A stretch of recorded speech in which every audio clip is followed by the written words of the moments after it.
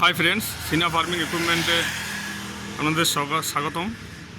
তো আগের বারে ভিডিওতে আমি দেখিয়েছি যে 52 গিয়ার করে যে ইঞ্জিনটা ব্লাস্ট হয়েছিল সেটার ফিটিংয়ের কাজ শেষ হয়ে গেছে। তো দেখতে পাচ্ছ এর বোনেটটা এখনও লাগানো হয়নি। গিয়ার বড় 4WD যে ইঞ্জিনটা রিপ্লেসমেন্ট ছিল করা হয়েছিল সেই ইঞ্জিনের কাজ সম্পূর্ণ হয়ে গেছে। এখনও গাড়ির রাওয়া হতে বাকি আছে। তো আজকে শনিবার মানে স্যাটারডে, সোমবার মানে মনডে নাগাদ গাড়িটা কাস্টমারের হাতে ডেলিভারি হবে।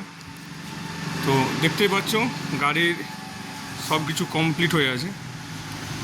জাস্ট আমাদেরকে স্টার্ট করে মিস্ত্রি দেখাবে, ঠিক আছে? তোমরা এর আওয়াজ শুনতে পাবে। আর পুরোনো যে ব্লকটা আছে হালকা ধোঁয়া মারবে,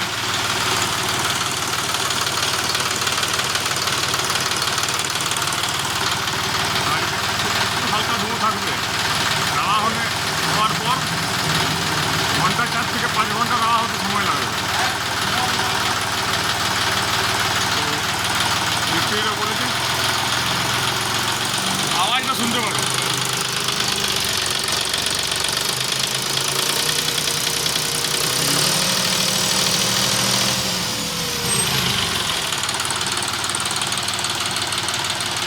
মানে এটা ঘন্টা 4-5 রাওয়া হতে সময় লাগবে। তো আমি প্রথম স্টার্ট করে দেখালাম আমাদের বন্ধু, আর আগের ব্লকটাও আমি দেখাবো কীভাবে ফেটেছিল, ঠিক আছে? আওয়াজটা একবার শুনুন।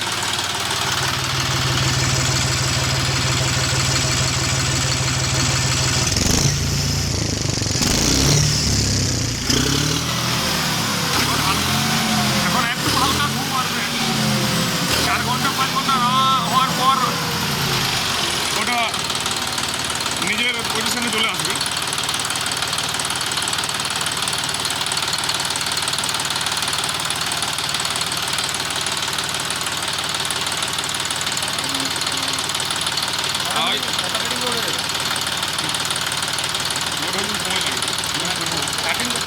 না, আমি এডিটিং করি, আমি একদম অরিজিনাল ভিডিও দেবো। আওয়াজটা শুনতে পাচ্ছি বন্ধুরা, ঘন্টা 4 থেকে 5 ঘন্টা লাগবে এটা দেওয়া হচ্ছে, তারপর মাঠে নামবে। আর পুরোনো ব্লকটাও আমি দেখাচ্ছি কীভাবে ব্লাস্ট হয়েছিল।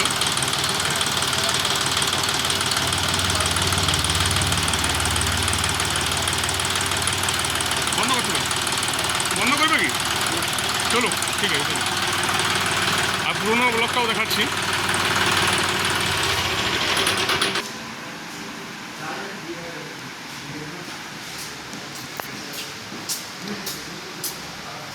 শোনো, একটা গাড়ি ব্লাস্ট হওয়ার পেছনে কাস্টমারের ভূমিকা সবচেয়ে বড় থাকে। লাইনার পিস্টন সব চেঞ্জ হয়ে গেছে। তো বেশি কিছু দেখাবো না, ঠিক আছে?